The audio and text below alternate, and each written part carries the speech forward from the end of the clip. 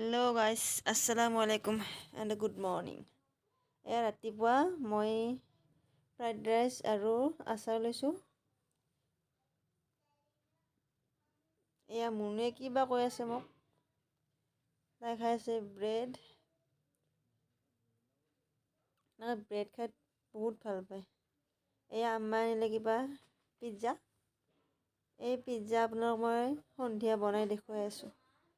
এতিয়া আকৌ বেপাৰীজনে মাছ আনিছিল, মাছ ৰাখিলে। এই মাছখিনি আকৌ সন্ধিয়া শুকাই আছোঁ। যিহেতু ৰমজান মাহ আহিছে, আমাক বেছিকৈ লাগিবই, তাৰ কাৰণে অলপ বেছিকৈ ৰাখিলে, কম দামতো পাইছিল।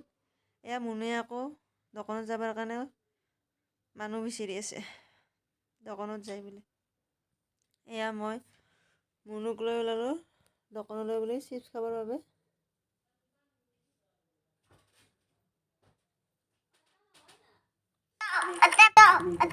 এয়া আমি চিপছ খাই আছোঁ। আজিকালি একদম চিপছৰ দিনা কিছুমান ষ্টিকাৰ থাকে।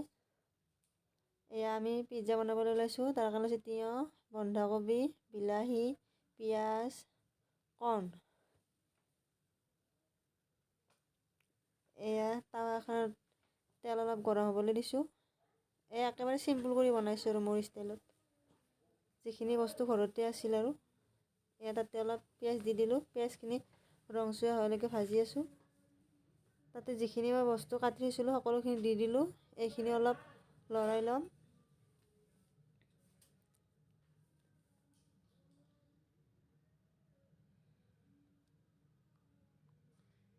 তাতে অকণমান চচো দি দিওঁ।